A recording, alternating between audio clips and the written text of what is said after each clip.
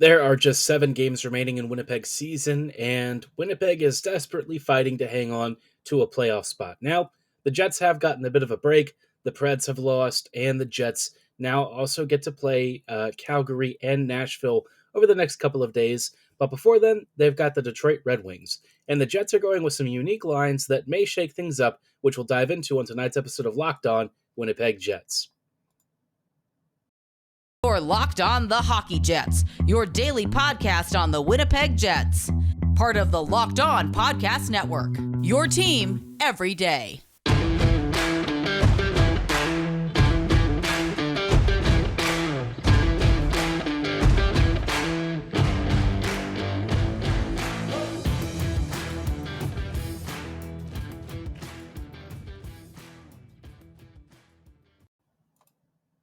Hello, friends, and welcome to today's episode of Locked On Winnipeg Jets, part of the Locked On Podcast Network, your team every day. I'm your host, Harrison Lee, an avid Winnipeg Jets fan and an online blogger. You can follow me on Twitter at HLLivingLoco and at LO_Winnipeg Jets. As always, thanks for making Locked On Jets your first listen of the day every day. If you like what you're hearing, be sure to like, follow, and subscribe on your favorite podcasting platform of choice. We're available in all of the ones that you listen to, and we're also out there on YouTube. So again, drop a like, follow, and a subscription. It keeps you up to date on the latest content, and also we just really love and appreciate your support. Now, like I said at the top of the episode, Jets are going to be facing off with the Detroit Red Wings, kicking off the final stretch of their regular season. Winnipeg has just 7 games left, and I think we're all just about ready for the end of the season. Let's be real, it's not been fun, so I think just kind of getting through these last 7 would be nice. Maybe the Jets can win a couple of games and restore at least a little bit of faith in the fan base. Certainly morale and the belief in this team is at an all-time low. I honestly don't even know if Winnipeg itself believes in this whole shebang and making the postseason, but the Jets are going to go out there and do something, right? So last 7 games, you got Detroit, New Jersey, Calgary, Nashville, San Jose, then Minnesota, and Colorado on the road. So the Jets have like 5 home games, which is really advantageous, especially playing 2 of the teams that are directly chasing them. But, this is not a particularly easy end of the season schedule. Minnesota and Colorado at the end of the year on the road, that's pretty brutal. So I don't know that the Jets can really expect more than a point from either of these games. Winnipeg is also going to have to be on its best behavior against the Flames and Preds. I mean, Nashville just lost like 2-0 to Pittsburgh, so that's helpful in terms of Nashville not being able to recoup some of the points that Winnipeg already has over them, but certainly for the Jets, still sweating quite a bit. It's not sealed, signed, and delivered yet. And if Winnipeg can't really get more than like 2 wins over the next 7, that's going to be really hard for the Jets. So to that end, things have changed a little bit in terms of the lineup. Winnipeg has gone for a reshuffling of the deck, if you will. The first line is going to be Connor, Dubois, and Scheifele. The second line is Ehlers, Namestnikov, and Wheeler. Third line is Niederreiter, Lowry, and Appleton. Then you've got Barron, Stenlund, and Menelainen. And then on defense, Morrissey and Pionk. Then Dillon and DeMello. And finally, Sandberg and Schmidt. So some things that are interesting, some things that are not so great. The first interesting thing is that we're seeing Scheifele finally being flexed out wide. They're getting away from the whole he's a center thing. Let's kind of account for the fact that his defensive struggles are kind of an issue. So instead of worrying about him trying to anchor the middle, just make him an attacking winger. Let him do what he does best out wide alongside Dubois. I don't know if we've really seen Dubois and Scheifele playing together at even strength. I can't even remember the last time that might have been a combo. If it has, it was probably just on the shift change. So I'm curious to see how it works here. Connor with Dubois traditionally has been a good combo if you also add a talented playmaker or somebody who can kind of do a lot of the other stuff that maybe Connor and Dubois are struggling with. In particular, Ehlers is like the straw that stirs the drink when it comes to transition and doing a lot of that stuff. So if Scheifele can do any of that, this line could be good. Again, it's not what I would do necessarily. I think Connor Dubois and Ehlers, a combo that has proven to be dominant, would have been my personal preference. But there's no use arguing about it. The Jets are going to try something, so you might as well, I guess, throw caution to the wind and try to fix this team. Ehlers and Namestnikov going back together, that's objectively good. Wheeler on the flank, I don't think is again my preference, but I know that Bones is contractually obligated or whatever to play him in the top six, so why get mad about it? It is what it is. Hopefully Blake can kind of keep up and help offer some sort of support. Ehlers and Namestnikov have some natural chemistry, so happy to see them reunited, even if it's maybe not in the way that I personally would arrange it. Niederreiter, Lowry, and Appleton should be a passable third line. Poor Nino, he's going to be having to pick up the slack of a line that offensively not going to be at the races, if we're being honest. Lowry has scored a couple of goals over the past few weeks, but again, you're not really looking at a line that is a particular offensive juggernaut. Barron, Stenlund, and Menelainen should be fine enough as your fourth. Really would have liked Barron on the third line instead. I think he brings more offensive upside than Appleton, and I think he can do a solid job alongside Lowry. But at this rate, I'm again not really going to complain. I think the one thing I would really like to see happen at some point is Gustafsson to come back in over Menelainen. I don't know why Gustafsson continually gets benched, but I really think he would help with some of the forechecking and the really precision plays that Menelainen occasionally struggles with. And then, in terms of Janssen Fjallby, I think he'd be an upgrade on Appleton personally. I think his transition ability and speed. I think speed really would help with what Winnipeg struggles with. If Winnipeg can't outskill its opponents, then at least try and outrace them to pucks and create opportunities. And Janssen Fjallby was doing a lot of that. So yeah, not super thrilled with that change. I don't think those guys really should be benched over a couple of players who are in the lineup, but I don't make the decisions. That's on the coach, and he's trying to find some sort of a spark. So we'll see if he finds it. Pionka, the first pairing, we're not going to talk about. That's just asking for trouble, but it is what it is. Again, if this is what works for the Jets, and if it somehow pans out, great. But my expectation is, things are going to be a little bit hairy. Now, in the backdrop of all of this, there's been a lot of conversations about the Jets recently, and a lot of stuff getting leaked to the media, whether it's from True North or insiders with the Jets. Everyone's kind of got thoughts on how Winnipeg is going to play the summer out. We'll dive into some of these rumors and how likely they are or aren't in just a moment. Before we go any further, though, I want to shout out our friends and partners at FanDuel. The March Madness tournament is heating up, and there's no better place to get in on the action than FanDuel, America's #1 sportsbook. That's because right now, FanDuel is giving new customers a no-sweat first bet of up to $1,000. That's up to $1,000 back in bonus bets if your first bet does not win. All you have to do is visit FanDuel.com/lockedon and sign up today to claim your no-sweat first bet. You can wager on everything from the money line to point spreads to which team will be cutting down the net. Obviously, if your bracket has been busted, this is a great way to still get in on the action and try and cast a few bets, maybe come back and swing a victory, maybe a come from behind win after all of our brackets got busted in like the first few hours of March Madness. But no matter what, you can always be sure that FanDuel is safe, secure, and super easy to use. Don't miss your shot at a no-sweat first bet of up to $1,000 when you join FanDuel today. Just go to FanDuel.com/lockedon to sign up. Make every moment more with FanDuel.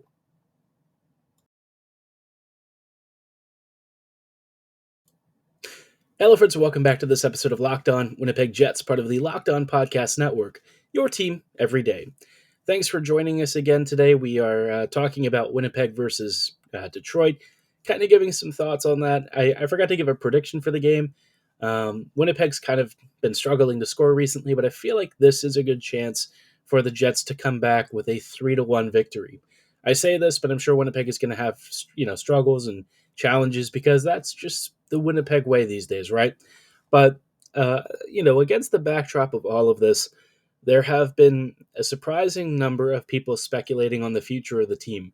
I think Elliot Friedman, Darren Dreger, everyone has been saying stuff about the Jets recently because Winnipeg season's kind of coming into focus. And I think with Winnipeg struggling over the last couple of months, a lot of people have suddenly been fed some information about the direction the team wants to go. So let's talk about pierre-luc Dubois for a start, because a lot of what the Jets are going to do sort of hinges on what his decision is in terms of his future. And I think he's made it very clear that he wants to leave. I don't think it's in the not so amicable sense. I think he's fine with how the team is. I think he is frustrated, of course, but I think it's more just a natural parting of ways. I don't think there's a lot of bad blood as far as I know, unless there's stuff behind the scenes. But my understanding, or at least from how it's been framed, is that, he just wants to go to Montreal, and that's always kind of been his dream to play there. I think that makes a lot of sense. And the Jets and Habs have already talked about a deal to get him there sooner. Habs fans are going to think that you can get him on the cheap because you're not going to have leverage once he hits free agency. But, by the same token, I think the Habs would not be happy with the idea and notion that all these other teams that have lots of money start making him some big money offers. So a lot to consider there, but it seems pretty likely that he ends up with Montreal. But today it came out from either Friedman or Dreger, it might have been Dreger, that the Jets really don't have a lot of an appetite for a major renovation, and that they're going to pitch Dubois with a massive extension offer or something to that effect, doing all that they can to keep him. Now, I don't know what all they can to keep him really means necessarily, especially with respect to the Jets. We know that this team doesn't traditionally award massive contracts. One of the biggest ones in recent memory was to Blake Wheeler, but that was really driven a lot by sort of loyalty to one of the franchise old guard and one of the big leaders in the room, and somebody that the team genuinely respects a lot. So I don't think that Dubois has the same gravitas with management. I think that he's a very good player. I think the Jets would love to keep him, but I don't see them really pursuing this avenue. I think that they know where he stands in terms of his vision for his future and ultimately how the Jets are planning to live without him. I just don't think that union is going to happen again. I think they go their separate ways. But whatever you do with Dubois kind of shapes how you approach the offseason, because if Dubois goes, then you're going to have to tear things down no matter what. There's just nobody on the market who's going to be a stand-in to come in here and play at a level like that where you can comfortably feel you can make the postseason next year. Dubois, look, he's got some flaws. He's had some shifts lately that haven't been ideal, but at the end of the day, he's still one of our most talented centers, a clear second-line killer.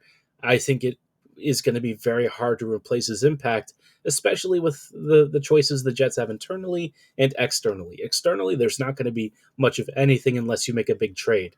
And as we just saw over the trade deadline, Winnipeg has no appetite for that. They're not interested in giving up futures. So it's either going to be free agency, which that's not happening. Let's be real. Winnipeg is not going to be spending money in free agency on some asset that for them doesn't really offer much for a big salary. So all I can say is I'm pretty sure that void is just not going to be replaced, other than maybe with like a promotion of Lowry or Gustafson or something like that. So if that's the gap you're dealing with, then in all likelihood, the offseason is going to be a bit of a change. I can't imagine things staying as they are. I know that they just said that they're not interested in a renovation, but let's be honest, this is like the ideal time for it. I think the lack of results, and especially if fans start voting with their wallets, that's what's going to really put management under pressure to make some adjustments. So we'll see how it pans out. I can't say that I'm abundantly confident in the future at this point, but maybe something surprises me and the Jets come up with a big victory of some sort. Now, Closing us out tonight, I wanted to take a little bit of time and just do a couple more player season review rating things. We did report cards for Dubois, Wheeler, Connor, Scheifele, a lot of those guys. So now it's kind of time to take a step back and look at maybe some of the players who are more on the depth side and some of the new arrivals. We're only going to get to a couple tonight, and we'll talk about who those players are in just a little bit. Hello, friends, and welcome back to this episode of Locked On Winnipeg Jets. Thank you for making Winnipeg your first Locked On Winnipeg your first listen of the day every day. We're just diving into now some player review report card thingamabobbers. We've done it last episode, talked about a couple of players like Connor, Dubois, Scheifele, Wheeler, a lot of the top six, Ehlers as well. And look, some of these guys have spent time elsewhere in the lineup, but sorry, Ehlers, that's basically the one who's been demoted. But, some of the depth players have had solid seasons. I would say our newest arrival, Niederreiter, has been, for me, decent. It's hard to really give him a major grade. I think I'm going to give him like a B minus. The past couple of weeks haven't been as great, but I think his first portion of his tenure with the Jets was quite good. So I think Nino is going to fill that exact gap of like a middle six attacking finisher that the Jets just don't have a lot of in their depth ranks. With Nino, though, I think he's been asked to do a lot more than that because, the Jets offensively just don't have that much jump up front. I think Winnipeg is very much a clear top six and a bottom six, and Nino has kind of been used in all areas. He'll be on the third line against the Detroit Red Wings, but don't be shocked if you see him occasionally take a shift in the top six if things aren't really working out. But again, I think a B minus for his season is fine. He really hasn't had enough time to make a tremendous impact on this team. I think, again, he's been decent, but those shifts where he hasn't really been as impactful and as much of a difference maker as he kind of needs to be, it does ding his season a bit. But again, he's not been bad or anything. I just think it's kind of like, solid. I think I'm going to give Namestnikov probably a pretty similar rating, B minus. I think Vlad has been better than I expected. I think like he gets in really dangerous areas. I like where his mindset is when it comes to attacking the net, attacking the low slot. I think that he does that very well. But whether he actually finishes those chances, yeah, it's a little bit of a different story. With Vlad, you're tending to look more at defensive value, but again, I think his ability to create chaos in that low slot area, for me, was kind of surprising. I wasn't really expecting that as much with his game, but he does it well enough. It's kind of like what Adam Lowry made his, bread and butter off of when he was scoring like 20-ish goals or whatever. Speaking of Lowry, I am trying to figure out what to give him for the season. I'm kind of in the C range, if I'm being honest. I think for me, Adam is just a guy who's like a really solid, like fourth liner being asked to do third line duties, and there is kind of a big difference. As a third liner, you really need to have a little bit more finishing ability in order to supplement your top six. And I think offensively, Adam just doesn't have it anymore. He can occasionally get to some really good areas. He has, decent hands for a 2-on-1 or something, so it's not like he's going to miss all of those chances. But generally speaking, I thought that his finishing really took a nosedive this year. There were some chances that he really should have buried that he just didn't. I don't know if it was just unlucky or if he just really missed or couldn't quite get those opportunities to go through. But yeah, otherwise, Lowry's defensive numbers are just sort of okay. In general, I think a lot of his underlying numbers and, just general observations from seeing him out there, he's just okay. I think he's expensive for what he brings. I don't think he's like bad by any stretch of the imagination, but as a guy who's supposed to be like an elite bottom six center, I just think he's been okay. But I guess, looking at some of his line mates, the last player that we're going to talk about on this one and give a rating to is Mason Appleton. And if you're talking about a player who's struggling for offense, struggling to create, Appleton's kind of it. Mason at one point was thought to be like Andrew Kopp 2.0. But I think we very quickly found out that's not the case with him. He's a lot less of a play driver, and even his ability to facilitate play out wide hasn't really been very good. Whatever happened from when he left the Jets to go to Seattle, just he came back a different player, and it's not really been the same since. For me, Mason has kind of had like a D minus to an F season. He's just out there, and it's very clear that he's trying to get into dangerous areas, trying to make an impact, but it really hasn't come together at all. It's a shame because like Appleton at one point looked really promising as a nice complementary winger, but this season that he's having has been brutal. Maybe he's not 100% healthy. Maybe he's still dealing with some lingering injury stuff.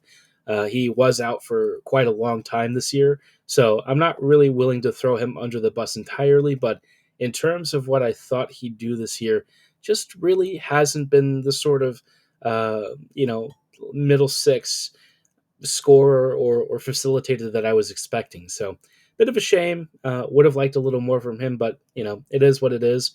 Hopefully, if he comes back next season, he is refreshed and really willing to contribute a little more offensively because the Jets are probably going to need it based on what we're seeing with some of the roster stuff ahead of the summer. But let me know how you would rate these players and what you think of their season so far. Drop your grades in the comments below or at my social medias at @LivingLoco and at @LO_Winnipeg Jets. Again, for tonight's episode, that is going to be all the time that we have. Thank you so much for making Locked On Jets your first listen today. Make your second listen game to game NHL. Every moment, every top performance, every result, Locked On Game to Game gives you all of the insights that only our local experts can provide, all on your favorite podcasting platform of choice. You can follow Game to Game on YouTube as well. It is great with Locked On NHL available, and you can also get it from all of your typical favorite podcasting platforms, same as where Locked On Winnipeg Jets is available. As always, thanks again for listening. Make sure you hit that follow and subscription. We will see you folks next week, but for tonight, good night, have a great night, and go Jets go.